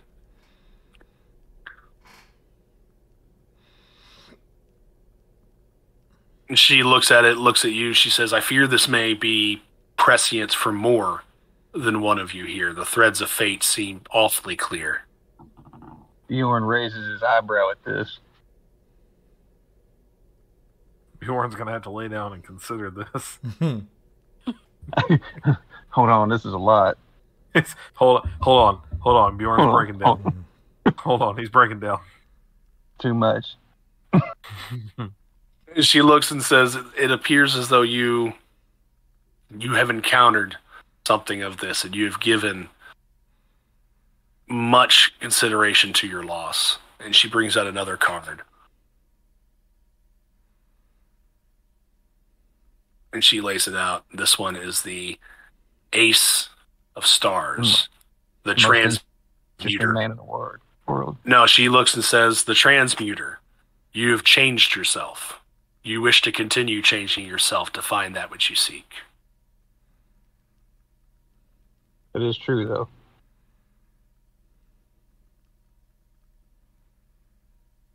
Okay, look. Before we continue, I feel it impressed upon me to say that this dude looks like he should be drinking a Dos Equis. Okay, out of character, that's true. Actually, that is. Yeah, no, I agree. I agree. These are. I feel like a tiny little giraffe is going to walk across his table. I should acknowledge these are the. This is the Taroka deck from 3rd edition, which is again to pause the game for a moment. Your boy didn't think about the fact that he likes the 3rd edition cards, but that most of his stuff and notes for the Taroka deck and like where it all can be located was a 5th edition chart. So I are good at the math. Through the internet we go. So, but yeah, she sees these things, but she looks at you, Bjorn, and she specifically notes, while the beast may be what you seek and vengeance therein, I caution you to be wary to not become it yourself. And he looks at this, and this is also for our listeners out there. He asks, is that perchance a wolf on that card? Perchance? Perchance, yeah, specifically perchance. She says it does. It appears to be. I believe it to be. I've read this card as though it is. Well, Bjorn actually forgets that Aiden did the same thing a moment ago, and he gets up, and he's also kind of like, all right, I'm through. Aiden is going to put his hand up and slowly suggest he sit on my back down. shoulder. Yeah, he's like, hold on. He's going to do the same thing she did. Now. Yeah. It's like, you still owe him money, too. Bjorn, come on back now. Come on, are you here? You here? Well, Red was going to be next. Red was going to be next, but we'll... Where'd he go? I'm here. You climb up the okay, tree yeah. again? Your mic was muted and your camera was off. I was like, I don't know where he's gone. Yeah, no, I'm still here. So. Yeah. Okay. So for you specifically, she is going to lay out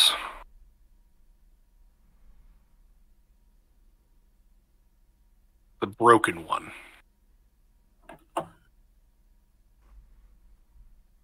She says, the fates believe this to be less of what you seek, but more of what you feel after your life. Okay. Something has left you in a state where you have ended up here to seek. And she looks out of it, Bjorn and at Aiden, and she says, the fates seem to have pulled an awful lot of people into this realm seeking vengeance, a comeuppance, a restoration.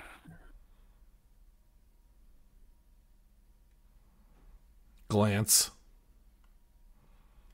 So she, even in this moment, as someone who to this point you all have seen be pretty confident in, my role-playing notwithstanding, confident in the fates, a little bit taken aback, kind of is what the cards show. Okay, I am visibly shook. Curious to see if she continues. She looks at you and looks at the cards, and she says, "At this time, this is all the fates will divine. This is all the threads tell me." Fucking fates. It is not the end of the story. The fates tell what they deem. What if I hold a gold coin out in front of Red's face between him and her, and I'm just kind of waving it right there? Any more story for him? She looks at you. She says, "I care not for your coin." All right, fine. This feels familiar. Zephyra, she looks at you next. And she pulls through.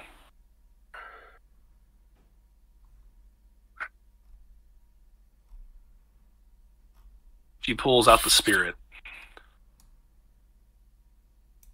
And she looks at it and she says, clearly, with an acknowledging kind of smile, your origins are not the same as others in this gathering.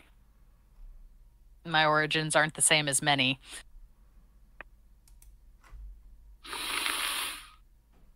And she smiles. She's like, yes, that is very true.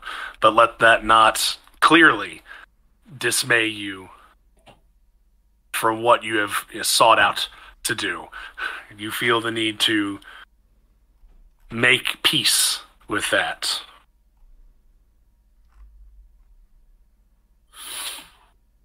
But she looks through the deck one more time. And unlike Red, she seems to find another one. And she pulls it out.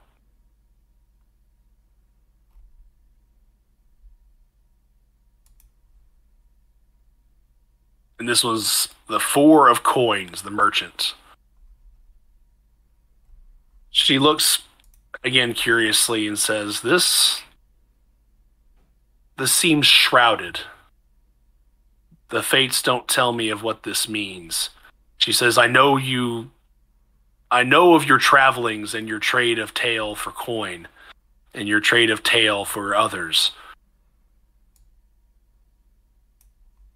And she's a little bit skeptical of this card. Like, she, more than anything so far, she doesn't know what the fates are even trying to tell her at this. I'll look at it quizzically myself, because I understand her trade, but it's nothing that this is the first time sitting down having someone read cards for me, so to speak. Yeah. So she draws those back. Rasmus, she comes to you next. Okay. And she, shuffles up the cards.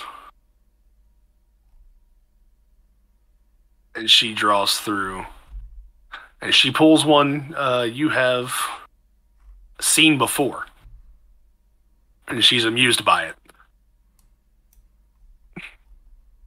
She says, the bishop. The fates wish to play slightly. They understand your origin. They understand that you serve someone who is powerful, but perhaps not to this point here. This is a place where many of the deities, many of the gods do not dabble. But she pulls another card, and this very much amuses her. She pulls the 2 of glyphs, which is the missionary. She says, and yet, maybe he whom you serve might find influence in this place yet. Continue to bear his glyph. Continue to bear his image as you go. I believe as though he is still nearby for you. Even in this place. Okay. I imagine Rasmus is kind of back to not speaking. He's just sort of nodding solemnly, like he's very clearly absorbing all of this. with an air of real seriousness. I mean, he's fully invested. Yep. And she looks at you, Aiden. First card she draws. If I can grab it from the proper place. The Ace of Swords, the Avenger. And she looks and says, much like many of these others here, you find yourself to be a hunter, a destroyer, someone sent to achieve the means of liberation, of revenge, of overturning what has been done.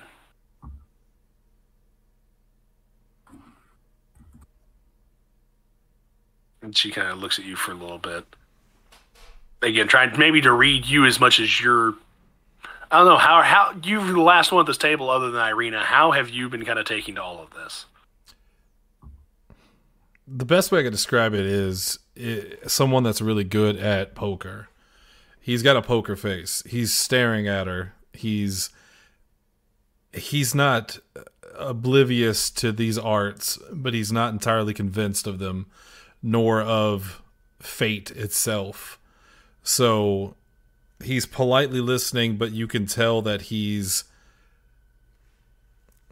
like I said, he's kind of stone cold. He's just got a very blank slate look as he watches her.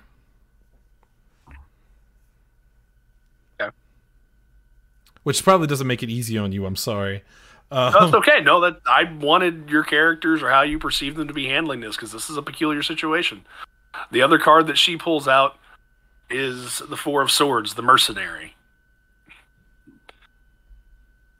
The fates seem to confirm what I've believed and perceived, that you feel yourself to be this among a band of those who, desiring to do so or otherwise, have found yourself in a place as liberators. Slayer. He says as he just stares at the cards. As you wish to call yourself, or any of your compatriots. And she looks finally and she says, Irina Kolyanovich, you... And she kind of wistful throws something out there. She knows, she seems troubled a little bit by the fates. And she is the conjurer, the Nine of Stars. And she says, I pray that I don't need to explain to you what this means. I think all here know of its origins, know of its meaning.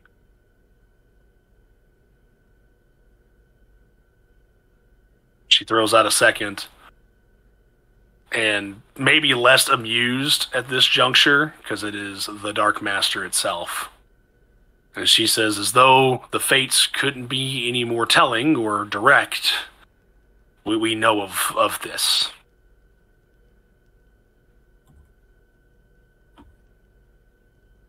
And finally, she pulls through.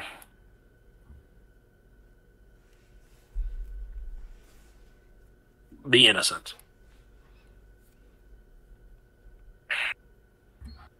You are wanted. But you, at least at this time to the fates, have protection to keep you as you are. May the fates continue to see you that way as you travel and find safety. As it seems,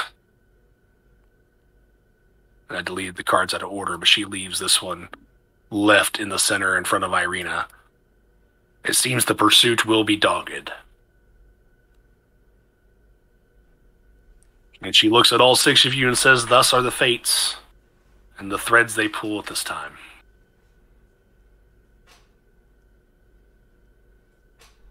I'm just gonna... Yeah. No, go ahead. Just looking around at everybody, reading their faces to see what their reaction to their fates are. Not digging mine, but also not surprised.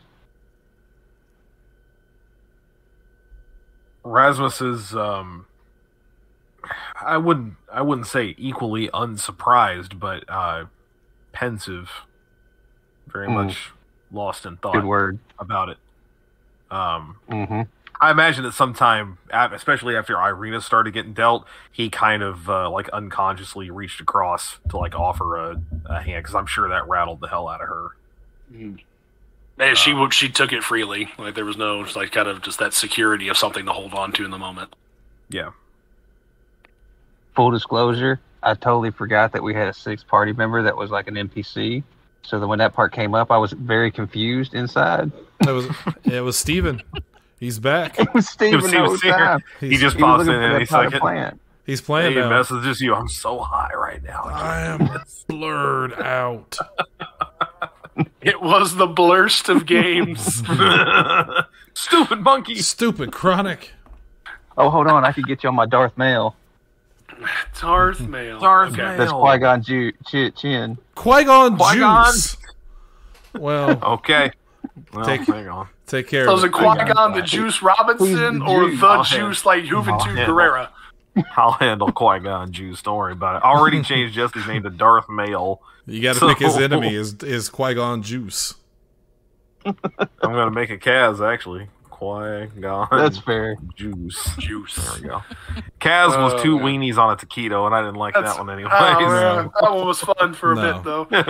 Okay. That was short. Yeah, adequately short-lived.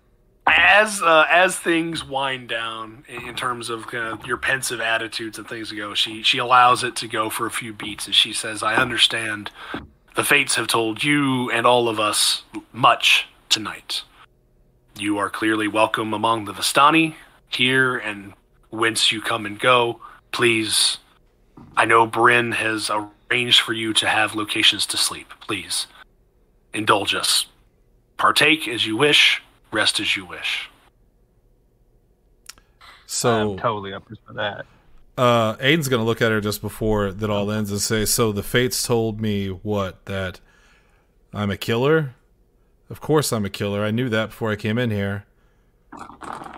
Not exactly helpful.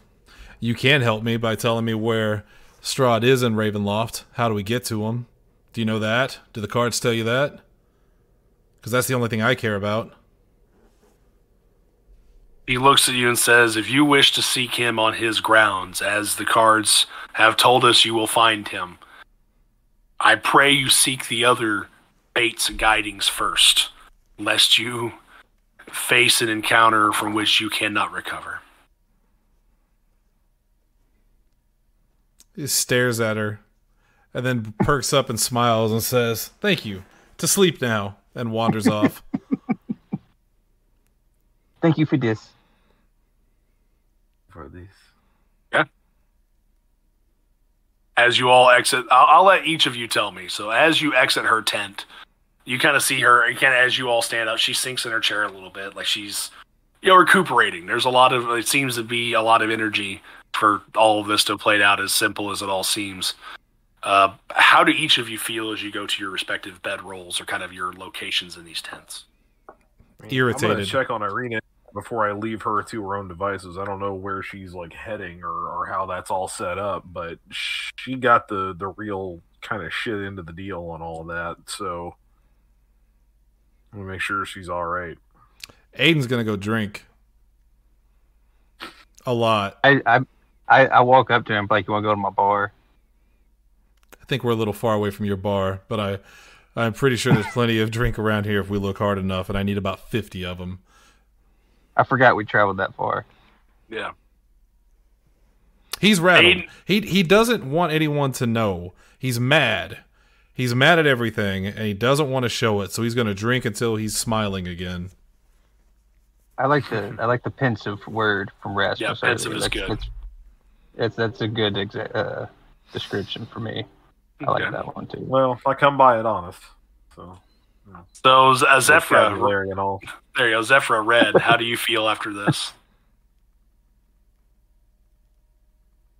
We'll probably make it an early night at this point rather than hanging with the group, so that she can kind of gather her thoughts like she usually does before fully calling it a night.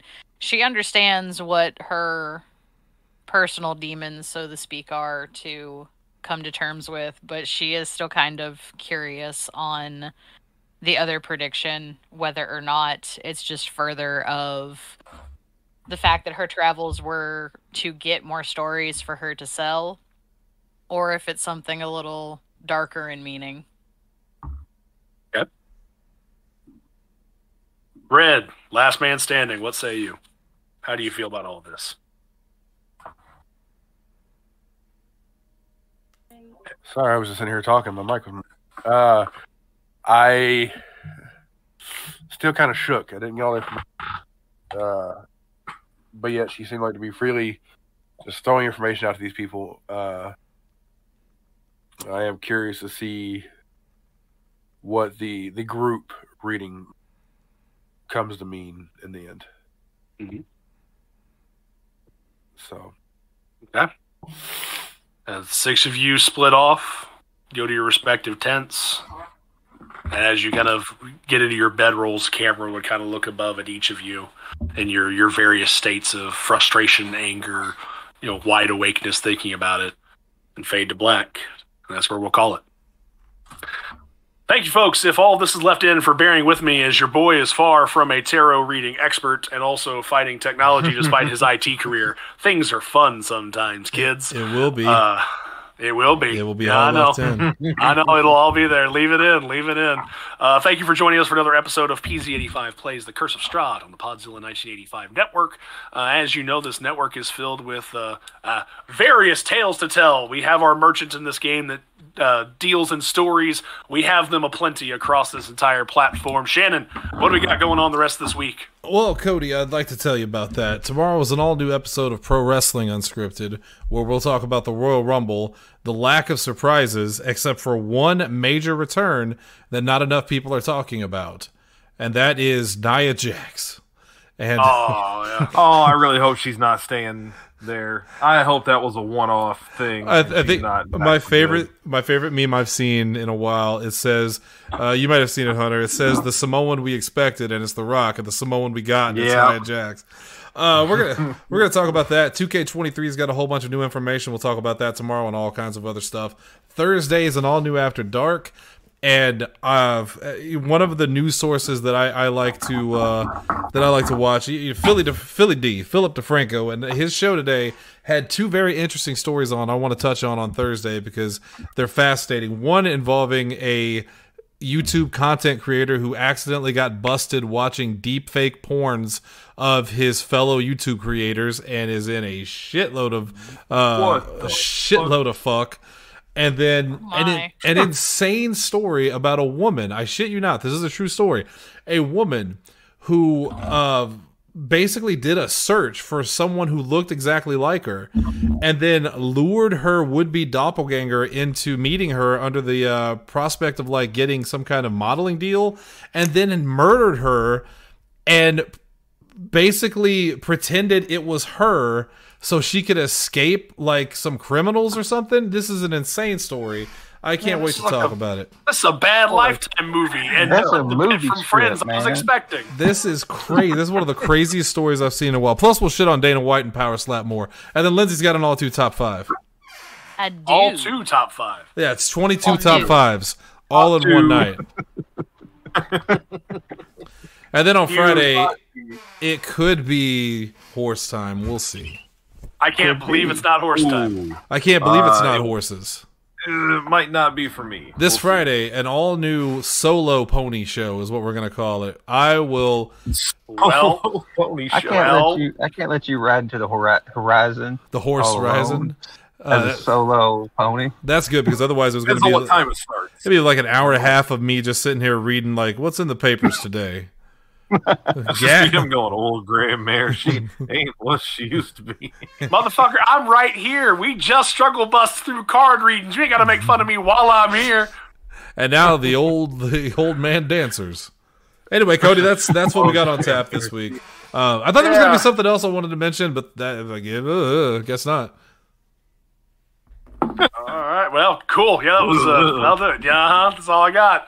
Well, for the 5 of us at the table here, for Kaz, for Double H, for Lindsay, for Shannon, and for the man himself, I am Cody Sandusky saying thank you for bearing with us. Thank you for bearing with me. This has been PZ85 Plays on the Podzilla 1985 Network. Until next time we speak, shuffle your Taroka deck, read your fates, see what happens.